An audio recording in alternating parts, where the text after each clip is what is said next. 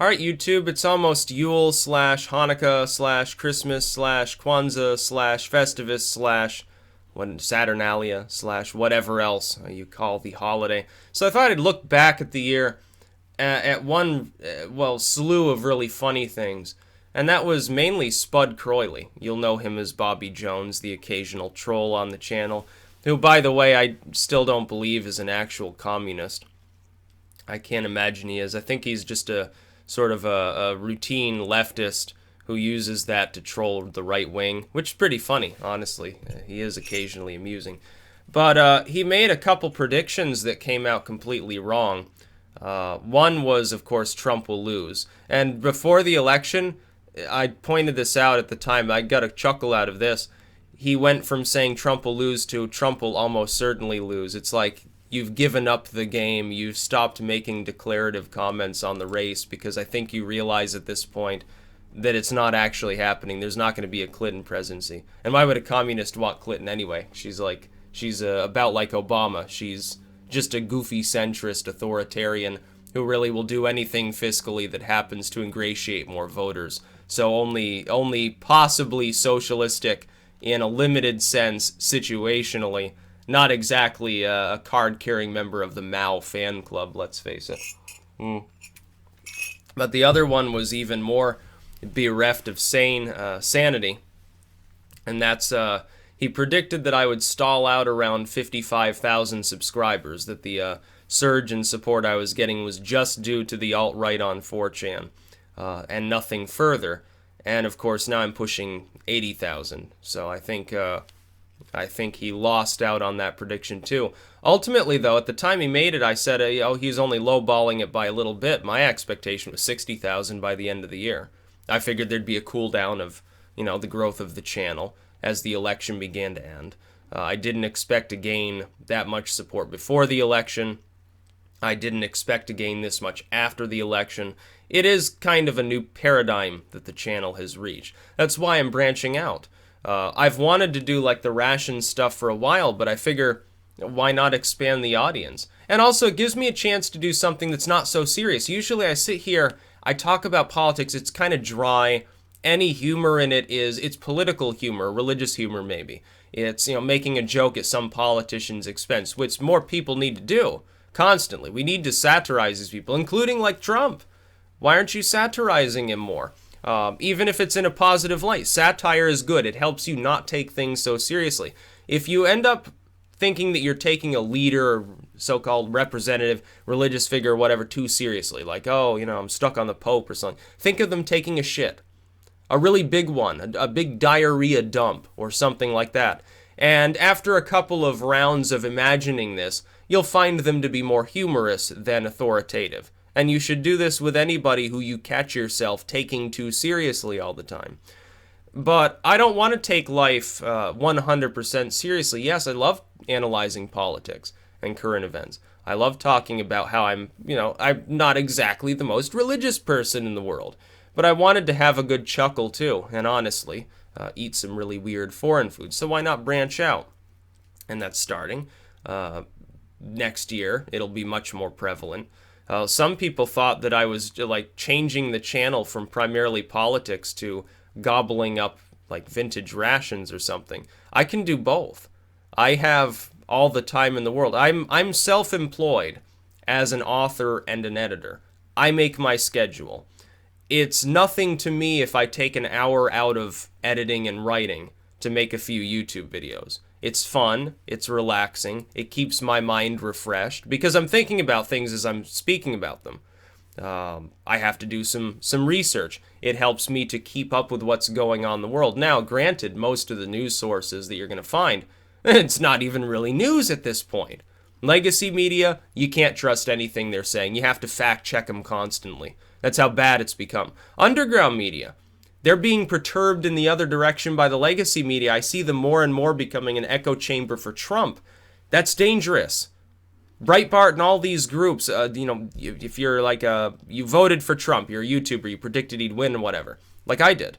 I will criticize him if he does something shitty, because I have to. You have to have integrity. You have to be honest. You have to look at truth the way it is to analyze things, to predict things properly. The trap that people fall into is they don't do that. They become a demagogue. That's all they become. They begin making excuses and logical stretches for whoever they happen to support, and they do the same. They make enormous logical stretches to attack who they don't. They get trapped in the football team mentality. My advantage is, of course, I would never be a Republican. I can't be. Not in the form that the Republican Party's in right now. It's still largely controlled, we have to remember, by neoconservatives and evangelicals. I am not a neoconservative. I don't support social authoritarianism. And I'm certainly not a fucking evangelical. I like Trump primarily because he's not these two things. I pointed this out. People who say, oh, he's going to come for the gays, he's going to come for abortion. No, he's not. It's not going to happen. And you will live to see that over the next 4 years. And then we can look back when he's running for re-election, maybe, if he does, and you'll have to admit that I was right again, because he's not going to do that. The other Republicans might try. What do you think he's going to do? He'd probably veto it. He doesn't care if you're gay. He only cares if you're, starting a small business or something like that, or if you're buying too many Chinese goods. And I heartily agree with him on that one. So yeah, Bobby Jones / Spudd Croyley / Wilberg's son was wrong on this count because he underestimated the impact of political discourse. I think the natural inclination, because until now, the underbelly of YouTubers that analyzed current events hadn't risen to the forefront. Myself, H.A. Goodman, even people like Sargon and so forth, we were still all second tier. We weren't being certainly mentioned even generally by the underground media that exists. Now we are. We've got an advantage now. We've become as powerful collectively, anyway, as the legacy media has. And there's some, I think it was NBC News the other night uploaded something about what it means to be cisgendered, and they got such a tidal wave of hate they had to shut off their comments. That's the other effect. We've begun to, our support collectively, again, on the web, has begun to spill out and attack the legacy media directly, without anybody even organizing a raid. It used to be years ago, people would get together, on 4chan especially, or maybe Reddit, or wherever, they'd organize a raid on content that they found stupid. And then all of a sudden a tidal wave of people would get involved. Now that doesn't need to happen, honestly. People have collected under different umbrellas on YouTube, Facebook, wherever, and it's become organic. And it's far more powerful than it was before. Now, the Keck has really blessed us with an insane paramilitary capability as far as the online world goes. I expect now, I'm within striking distance of it, and I wouldn't be too surprised to hit 80,000 by the end of the year, in the next 8 days, roughly. I wouldn't be too surprised. Before I said 75,000, that was like the upper limit of optimism when I made that prediction. I keep undershooting, even as far as literary sales go. I never expected to come anywhere close to selling as many copies as I'm now selling of most of my literature. I underestimated the potential support and market of virtually all of it.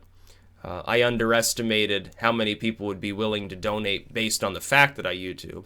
I underestimated the number of people who wanted to watch me on YouTube. I underestimated the number of people who would take my political predictions seriously. So I've learned not to underestimate myself. I've had a couple people say, oh, you've become too big-headed. I consistently, for years, underestimated my capabilities in all of these realms. I have no reason to continue doing so, because I would be wrong. It's not fun to be wrong. Why am I going to hold myself back, be more humble, and underestimate myself further? I'm not saying that everything I say is right. Any of my predictions at any time could go awry, and I could be completely and utterly the opposite of right on any of them. But that's not the case with the election. There's a reason why people started watching more frequently, because I was correct. And it wasn't so much that I was right. If it were a close race, if the polls had been, dead even and so forth, you'd have just as many people predicting Trump would win as predicting Clinton would win, maybe more. The reason why those of us who predicted Trump would win and understood what was going on. The reason why we gained so much support in the last couple months of the election is primarily because if you watched the legacy media, you found nobody who thought the outcome would be as it was. It was the entire corporate media apparatus against a handful of vocal YouTubers, bloggers, and Facebook pages. That's all Trump had pushing for him. He had elements of the underground media, but even they grew pessimistic as they continued to look at the polls. They talked about skewed polls, and even their own fans said, this is just like what Karl Rove did in 2012. And they might have been right. I could have been dead wrong on election night if that had been the case. But I had a sinking suspicion that it wasn't, that the polls were indeed sampled totally improperly, especially in Arizona. My God. 20-point Democratic advantage based on former turnout? I don't think so. And that's why the popularity is there. And I'm going to keep branching out. You know, I do gardening videos. I had some people not even long ago saying, oh, when are you doing another garden update? Well, considering there's 3 or 4 inches of snow on the ground, yeah, probably sometime in April. I live in Vermont. I don't live in a nice, warm climate. It'd be nice if I did. I live in northern New England. So it's difficult to garden here anytime other than April through roughly October. That's when your garden is alive. For about half the year, things are green and happy and fresh. I love spring. I can't wait till April and May, especially since I now have like the money to invest fully in the garden. Like everything's gonna be mulched, new fence, lots of cool shit, cow shit everywhere. It's gonna be great. It's gonna be spectacular once it gets actually built. It's mostly done now, but I do gardening. It's not just political discourse. The election's over, so I can't do election discourse now. I will go back to analyzing current events, especially of a political nature, keeping that in mind. But I'm not just going to sit there talking about Trump every day either. I will make updates when Trump says something bombastic that needs to be analyzed by someone who's not being paid off by the Democratic Party. Sure, I'll analyze it. But if Trump goes quiet for a week, I'm not going to sit there and say, today's your daily Trump report. Trump took a shit earlier, now he's eating McDonald's. Because what would be the point, honestly? It'd be pointless. So, yeah. There's going to be a lot of good new shit here. And, you know, probably by sometime next year, I'll probably hit 100,000 subscribers. Supposedly, when that happens, you get like this framed plaque with a silver play button. I'd love to see the sort of shit I could do with that. Maybe I'll have a poll at that time, and I'll have different possibilities of what I should actually do with it. You know, should I destroy it on camera while drunk, or should I frame it behind me, or should I desecrate it in some way or something like that, or should I like auction it off and donate the proceeds to like cancer research or something? We'll see what happens though when that occurs. I had, honestly, in the past, I never thought I'd hit 100,000 subscribers. Now I'm inching up closer and closer to it, which I didn't expect. Part of it might have something to do with the fact that I'm uploading about twice as many videos as I used to, while keeping up with the editing too. Today I'm taking a day off from editing. I got a couple of herbals I'm working on, but you know, it's almost Yule, it's almost Christmas, so I'm just gonna take a couple days off. I plan to take until the end of the year off, but if I go more than a day without doing literary work, now here's the workaholic thing. If I go more than a day without doing that, I actually feel less energetic and mentally drained from not having done that. I feel like, oh, something's wrong. What is it? Oh, I didn't do any editing today. I didn't do any writing today. And when I start doing it, typically I'm like, okay, well, I'll edit the next 10 pages and do these illustrations here because that needs to get done. And then I get done with that and I end up doing 2 or 3 times as much. There's a reason why I've been putting out so many titles. I get into it and I end up, 4 hours later, I'm still doing it or something along those lines. Ambition has taken hold. I'm going to keep doing it for the rest of my life. I'm going to keep YouTubing for the rest of my life. Or at least, maybe I'll outlive YouTube. Maybe YouTube will outlive me. It doesn't really matter. Another thing I can promise, if I'm ever on death's doorstep, yeah, I'll make a farewell YouTube video or something like that.